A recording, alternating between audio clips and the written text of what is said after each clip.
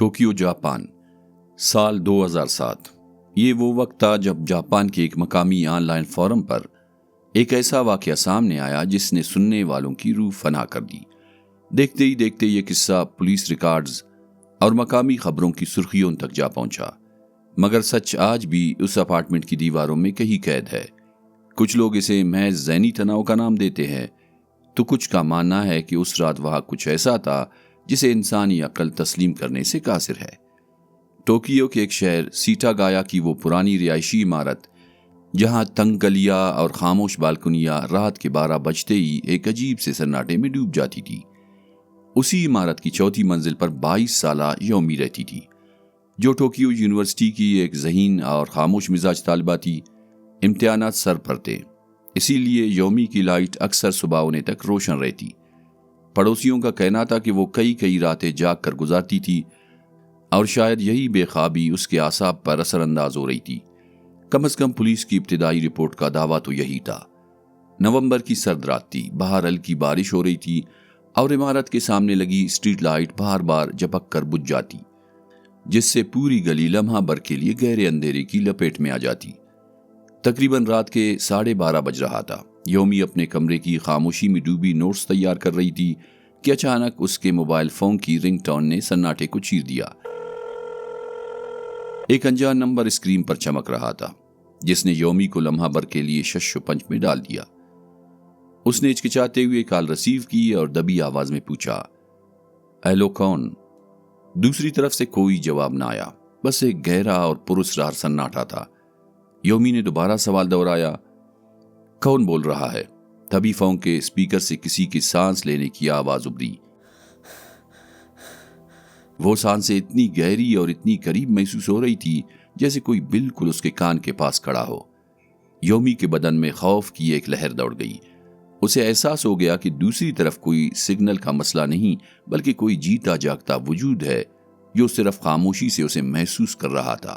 یومی کی آواز لرز رہی تھی۔ اس نے دوبارہ پوچھا، کون؟ جواب میں دوسری طرف سے آتی سانسوں کی رفتار اچانک تیز ہو گئی، جیسے کوئی ایجاں کی کیفیت میں ہو۔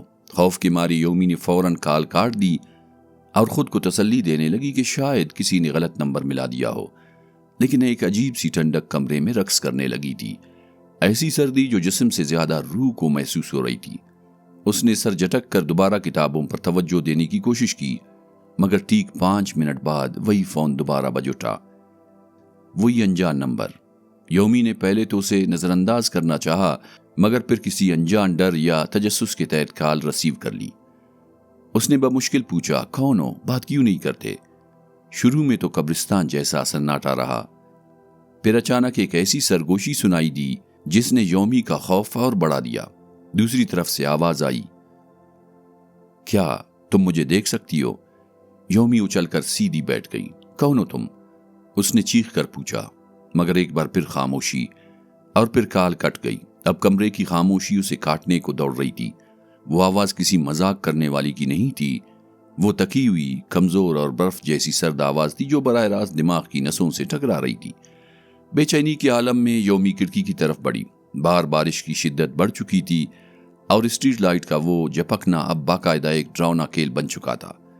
ایک لمحے کے لیے جب روشنی بجھ کر دوبارہ آئی تو اسے سامنے والی عمارت کے سائے میں ایک دھندلا سا سایہ نظر آیا، مگر جیسے ہی لائٹ دوبارہ جھپکی وہاں کچھ بھی نہیں تھا۔ اس نے فوراً پردہ گرا دیا، مگر اسی پل فون کی وائبریشن نے اسے دہلا کر رکھ دیا۔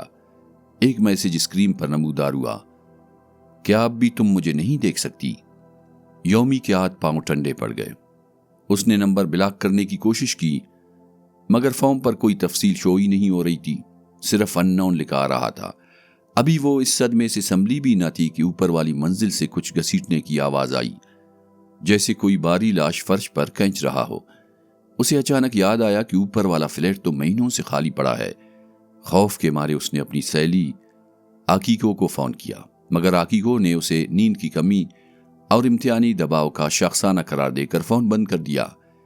یومی نے بظاہر تو بات مان لی، مگر اس کی نظریں اب مسلسل کمرے کے اس اندھیرے کونے کی طرف جمی تھی جہاں سایوں کی اپنی ایک دنیا آباد ہو رہی تھی۔ کمرے کے اس تاریک کونے میں ایسا محسوس ہو رہا تھا جیسے کوئی وجود ساکت کھڑا اسے خاموشی سے تک رہا ہو۔ دہشت کے مارے یومی نے فون آف کیا اور بستر پر لیٹ گئی، مگر نیند اب اس کی آنکھوں سے کوسوں دور جا چکی تھی۔ خوف کی یہ لہر اسے سونے نہیں دے رہی تھی۔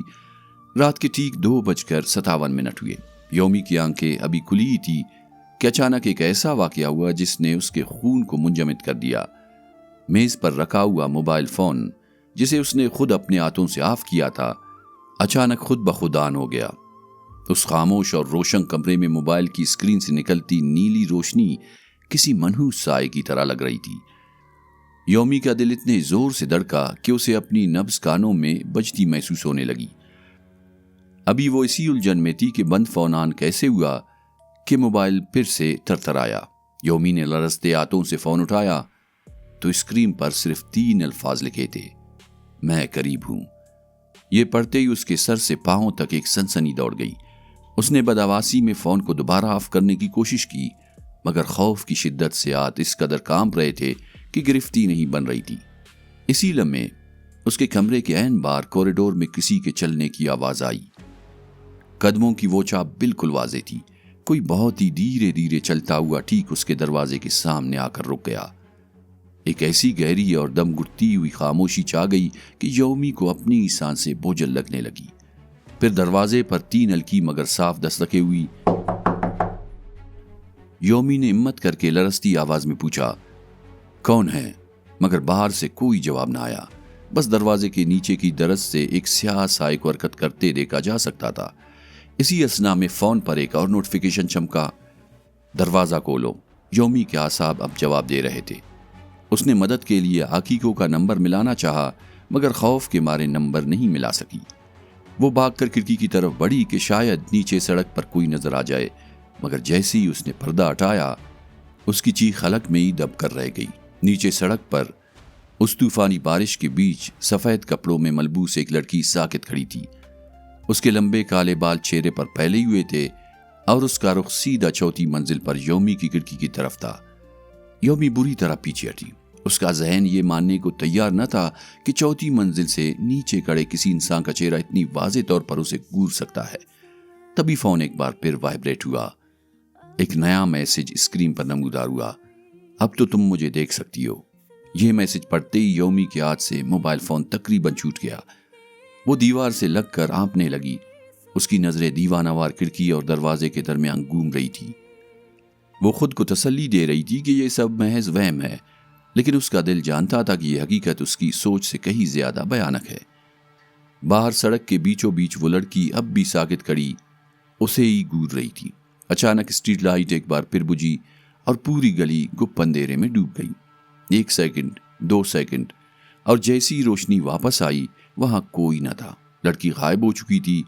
یومی کا سانس حلق میں اٹک گیا، مگر ابھی وہ سنبھل بھی نہ پائی تھی کہ کوریڈور سے دوبارہ قدموں کی آواز آنے لگی۔ اس بار یہ چال بہت سست اور مسلسل تھی، جیسے کوئی شکاری اپنے شکار کو تڑپا رہا ہو۔ وہ آواز ٹھیک اس کے دروازے کے باہر آ کر رک گئی۔ پھر جو ہوا اس نے یومی کو ہلا کر رکھ دیا۔ دروازے کا ہینڈل آہستہ آہستہ ہلنے لگا۔ کوئی باہر سے دروازہ کھولنے کی کوشش کر رہا تھا۔ یومی نے بدحواسی میں قریب پڑی کرسی دروازے سے ٹکا دی، مگر ہینڈل مسلسل ہلتا رہا۔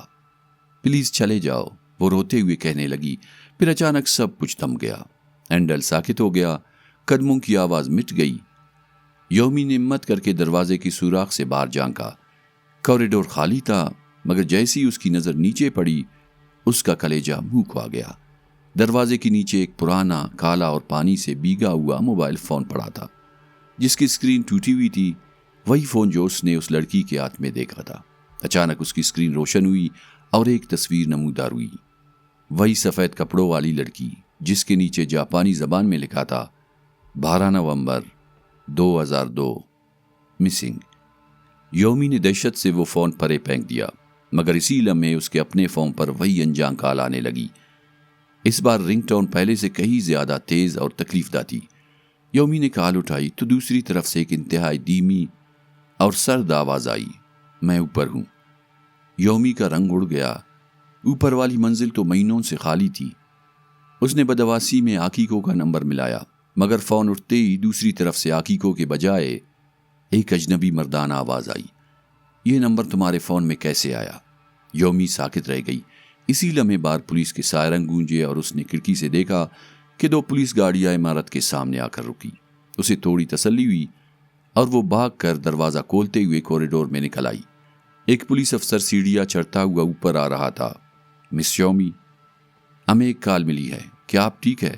یومی نے گھبراتے ہوئے اسے لڑکی اور اس فون کے بارے میں بتانے کی کوشش کی، مگر افسر نے اسے بیچ میں ہی ٹوک دیا۔ ہمیں اوپر والی منزل سے رپورٹ ملی ہے، آپ اندر رہے۔ یومی کے پیروں تلے سے زمین نکل گئی۔ وہ فلیٹ جو مہینوں سے بند تھا، وہاں سے رپورٹ۔ کچھ دیر بعد ایک پولیس اہلکار انتہائی سنجیدہ چہرے کے ساتھ نیچے آیا۔ اس کے ہاتھ میں ایک پرانی فائل تھی۔ مس، یہ عمارت پہلے بھی چیک ہو چکی ہے، اوپر کوئی نہیں ہے اور نہ ہی وہاں داخل ہونے کا کوئی رستہ موجود ہے۔ یومی نے بدحواسی میں چیخ کر کہا، میں سچ کہہ رہی ہوں، میں نے اسے خود دیکھا ہے، وہ یہی تھی، بالکل اسی دروازے کے باہر۔ پولیس افسر نے ایک گہرا سانس لیا اور انتہائی سنجیدگی سے یومی کی طرف دیکھا۔ مس یومی، ہم نے آپ کے موبائل کا ریکارڈ چیک کیا ہے۔ حقیقت یہ ہے کہ آخری کال کسی ایکٹیو نمبر سے آئی ہی نہیں تھی۔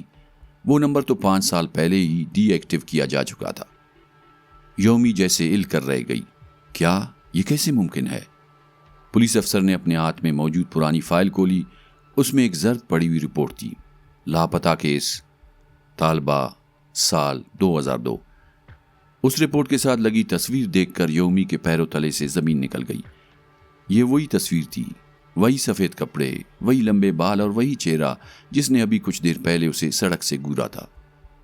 افسر نے دبی آواز میں بتایا، یہ لڑکی اسی عمارت کے اسی کمرے میں رہتی تھی، 4تھی منزل۔ پھر ایک رات وہ اچانک غائب ہو گئی اور آج تک اس کا کوئی سراغ نہیں مل سکا۔ یومی کے بدن میں کپ کپی طاری ہو گئی۔ مگر وہ میرے کمرے میں کیسے آ سکتی ہے؟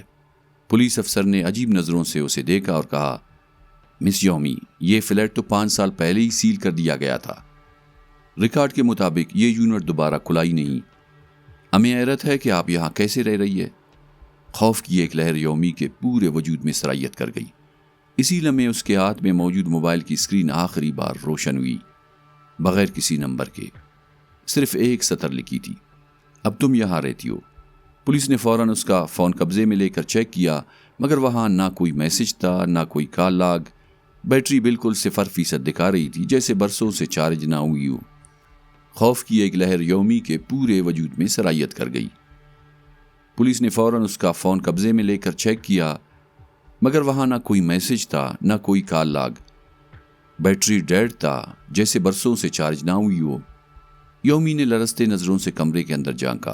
کمرہ بظاہر بالکل خالی تھا، مگر دیوار پر ہلکی سی نمی ابری ہوئی تھی، جیسے کسی گیلے ہاتھ نے ابھی وہاں کچھ لکھا ہو۔ پولیس نے دیوار کو چھو کر دیکھا، مگر وہاں کچھ نہیں تھا۔ لیکن یومی اب خاموش ہو چکی تھی۔ ہیں جن کا کوئی ثبوت نہیں ملتا، صرف ایک احساس باقی رہ جاتا ہے۔ کچھ یادیں اتنی طاقتور ہوتی ہے کہ وہ نئے آنے والوں کو چپکے سے اپنی جگہ دے دیتی ہے۔ وہی نمبر، وہی خاموشی اور اب وہی کمرہ۔